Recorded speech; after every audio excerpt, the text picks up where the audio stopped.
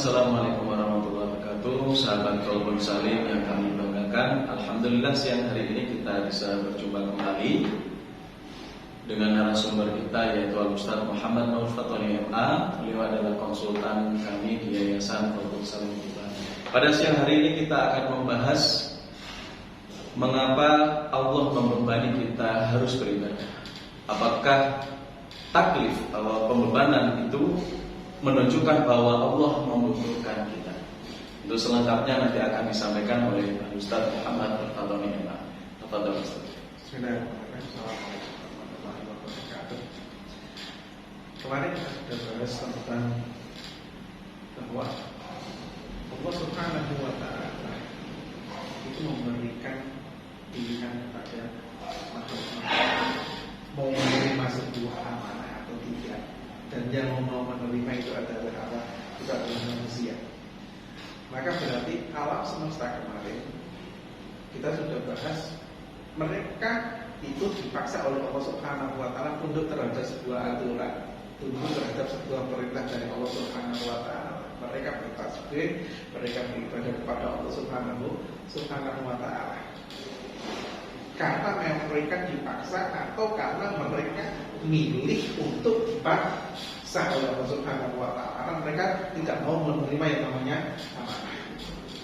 Nah, ketika manusia memberikan, manusia menerima dan mau memegang amanah tersebut, maka Allah Subhanahu wa Ta'ala tidak membiarkannya begitu saja. Makanya akan berbicara tentang sifat rahman dan rahimnya Allah Subhanahu wa Ta'ala. Nah, kalau seandainya manusia diberikan pilihan kemudian dibebaskan, maka berapa banyak manusia yang bisa kepada Allah? Yang akan susah. Sekarang kalau kita kasih, sekarang anak kecil diberikan kebebasan untuk milih. Berapa banyak sih antara yang dia berbuat baik dengan yang dia tersesat? Tanpa ada aturan dari orang tua, tanpa ada perintah dan ada larangan dari orang tua, maka akan sama seperti itu. Ketika manusia diberikan kebebasan, diberikan bisa milih dengan menggunakan akalnya, kemudian dibiarkan oleh Allah Subhanahu wa Ta'ala, maka akan banyak yang tersesat. Maka termasuk dari salah satu rahman dan rahimnya Allah, Allah itu sayang sama kita, bahwa apa? Diberikan dengan aturan di situ. Dan aturan itu adalah mempersempit dari apa? Pilihan manusia. Karena kemarin kita sudah bahas bahwa manusia bisa pilih apa saja terserah bisa. Kita bisa menentukan pilihan mau melaksanakan mau tidak mau apa tergantung dari kita. Tapi Allah memberikan aturan seperti itu untuk mempersempit mempersempit dari pilihan di situ, agar memudahkan memudahkan manusia agar tidak kembali lagi seperti yang kemarin, bisa sejalur dengan alam semesta. Maka sejatinya kalau kita lihat semua perintah dari Allah Subhanahu wa Ta'ala itu pasti akan untuk kebaikan manusia. Dan semua larangan dari Allah Subhanahu wa Ta'ala itu pasti ada keburukan bagi manusia. Kalau kita mau menggunakan akal kita untuk mencari dari ilah atau tujuan dari perintah atau larangan tersebut. Walaupun untuk melaksanakan perintah dan larangan tersebut pasti ada sebagian manusia itu merasa terberat. Contoh. Tapi kalau kita harus bisa adil untuk melihat yang seperti itu. Contoh, ketika orang di dalam Al-Quran disebutkan qul lil mu'minina yaghuddu min absarihim. Kita disuruh menundukkan pandangan kita.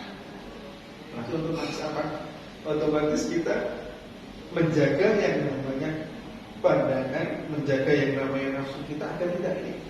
Tapi di satu sisi kalau seandainya larangan ini atau perintah untuk menundukkan di sini dibalik, dibolehkan untuk tidak menundukkan kepala, bukankah nanti akan bermasalah terhadap keluarga kita? Kalau seandainya itu terjadi pada anak perempuan kita, adik perempuan kita, orang pada melihatin seperti itu, bukankah akan bermasalah dalam kita? Akan melihat, harus kita melihat secara keseluruhan. Sama seperti halnya kalau orang mencuri, larangan yang namanya mencuri. Kenapa sih kalau larangan mencuri? Berarti ketika ada larangan mencuri, berarti kita disuruh untuk menahan agar tidak sampai mengambil orang lain. Tapi di satu sisi lagi, kalau seandainya diperbolehkan mencuri, maka harta kita itu adalah milik dari semua orang lain. Maka disitulah sebenarnya untuk kenapa kok ada larangan tersebut, kenapa ada perintah, kenapa ada larangan, itu kembali kepada kemaslahatan bagi kita. Maka itu bukti bahwa yang namanya Allah Subhanahu wa Ta'ala itu rahmat. Allah memberikan rahmatnya di situ, Maha menyayangi di situ. Dan setiap perintah dengan sejatinya sendiri yang namanya pembebanan. Berarti kalau kita pakai istilah pembebanan, sebenarnya itu bukan pembebanan, tapi itu adalah rahmat.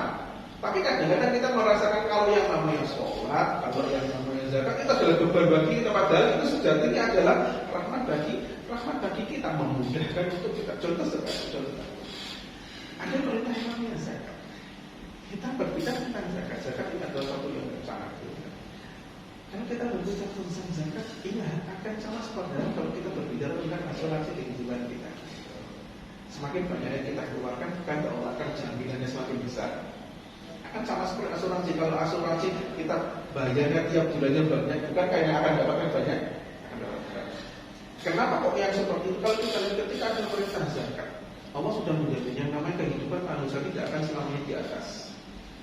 Ketika kita di atas, kita ada perintah untuk mengeluarkan zakat. Tapi ketika di bawah, bukankah Allah juga menyuruh orang lain untuk memberikan di situ? Maka disitulah terjadi yang namanya takabur, terjadi yang namanya saling mengisi, dan itulah yang Allah jamin dari Allah Subhanahu wa Ta'ala. Maka yang namanya perintah, yang namanya taklif, yang namanya sebenarnya itu bukan sebuah beban, tapi itu adalah rahmat dari Allah Subhanahu wa Ta'ala.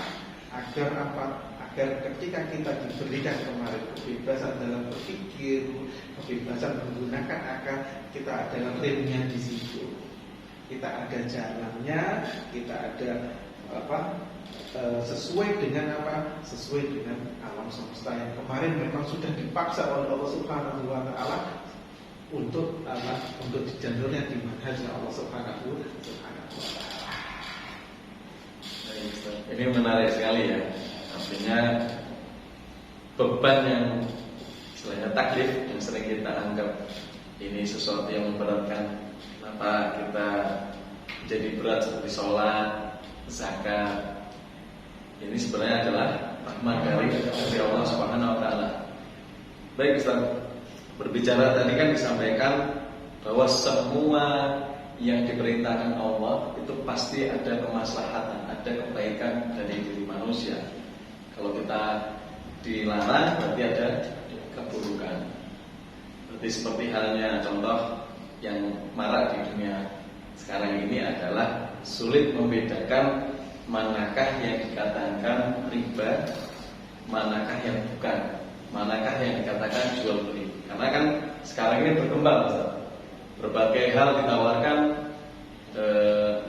berbagai macam aplikasi. Nah, ini menurut Ustaz, bagaimana cara memilah dan memahami ini sudah masuk kategori riba, ini masih belum, atau ini masih abu-abu? Bagaimana menurut Anda?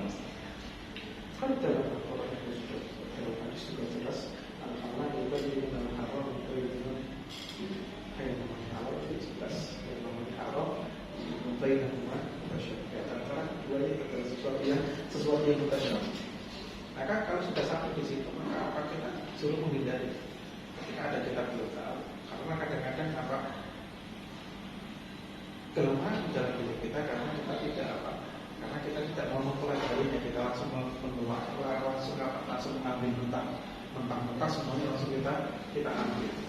Maka di situ yang sebenarnya ini bukan kita, ini juga semuanya.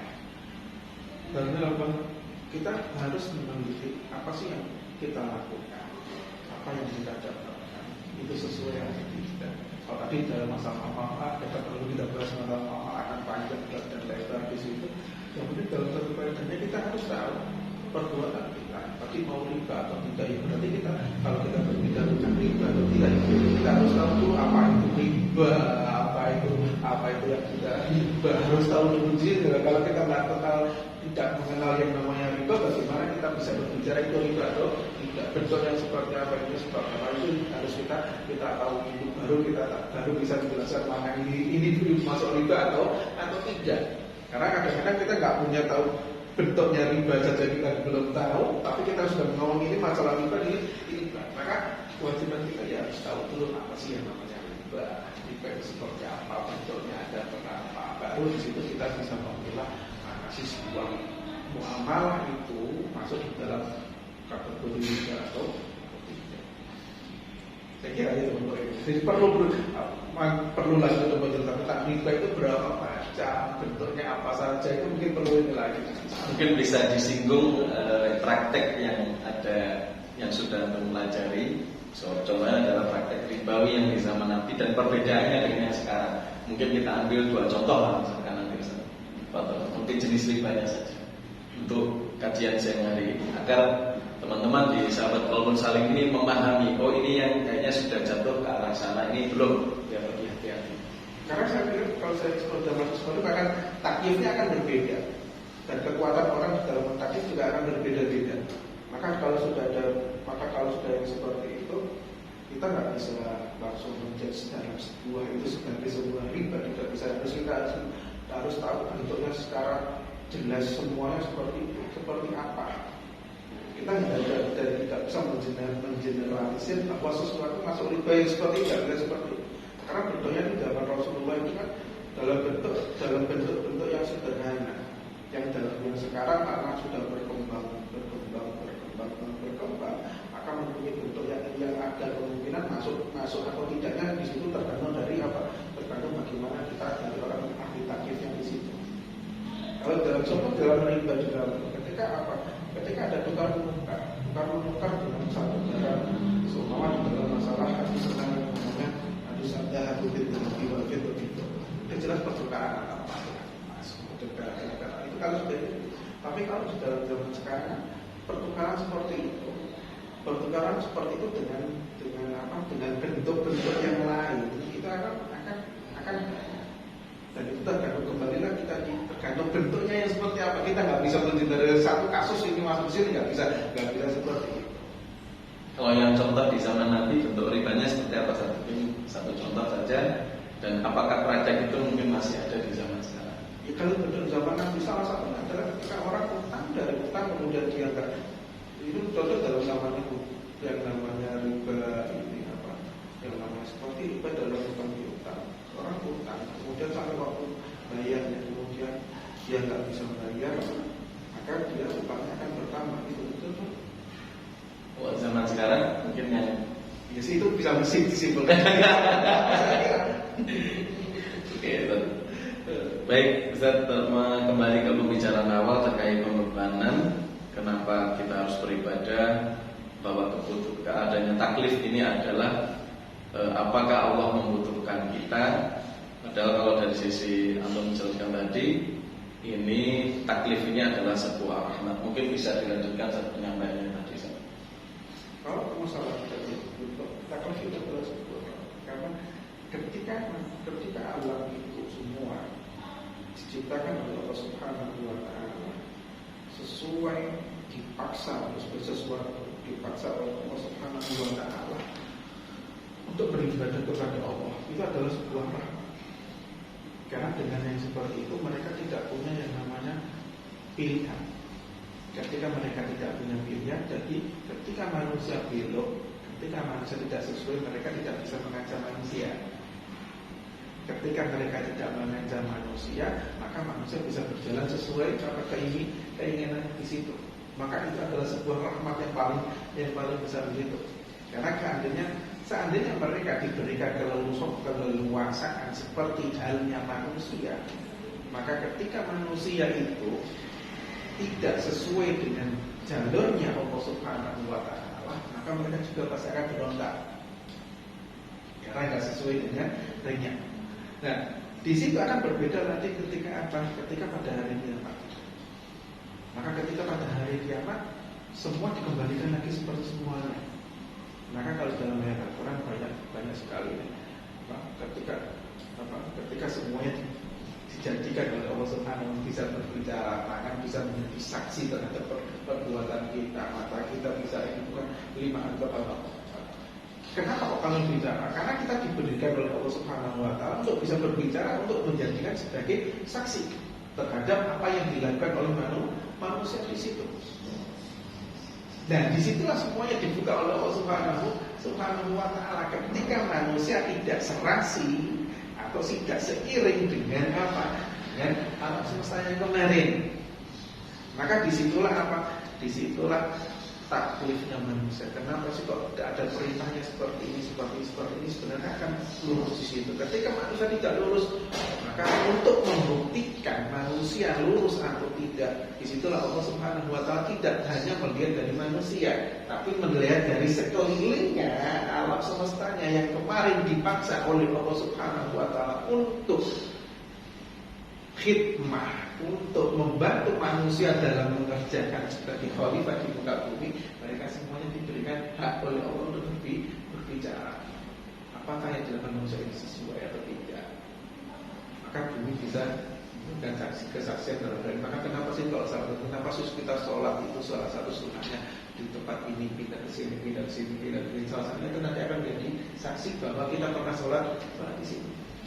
Membuktikan bahwa kita di jalur yang diperintahkan oleh Allah Subhanahu wa taala. Nah, ketika sudah masuk yang seperti itu, maka marhalah jadi fase taklif sudah selesai. Karena fase taklif itu hanya apa? Dari manusia mulai punya akal. Nah, ini nanti firman sampai apa? Sampai dia meninggal dunia. Ketika sudah meninggal dunia, fase taklif sudah selesai. Maka di situ sudah masuk dari fase apa? Sudah masuk dari fase balasannya seperti apa?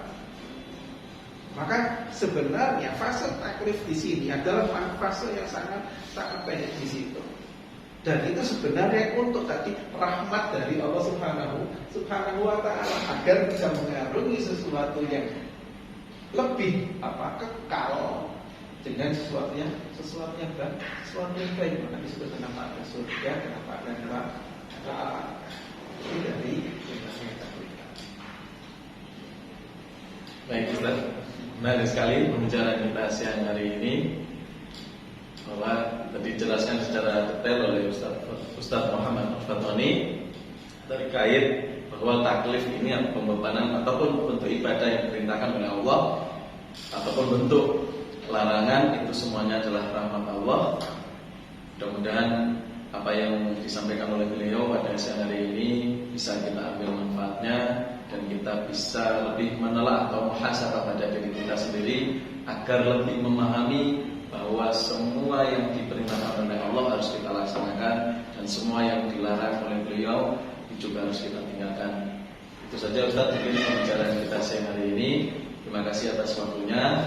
Dan kami Qalbun Salim atau Yayasan Qalbun Salim Global InsyaAllah siap jika ada dari sahabat Qalbun Salim yang ingin berkonsultasi langsung dengan beliau. InsyaAllah di hari Selasa nanti untuk waktu dan sebagainya silakan nanti bisa kontak kami di nomor WhatsApp 0813 3404 9704. Itu saja yang bisa kita bahas siang hari ini Ustaz. Jazakumullah khairan katsiran. Assalamualaikum warahmatullahi wabarakatuh.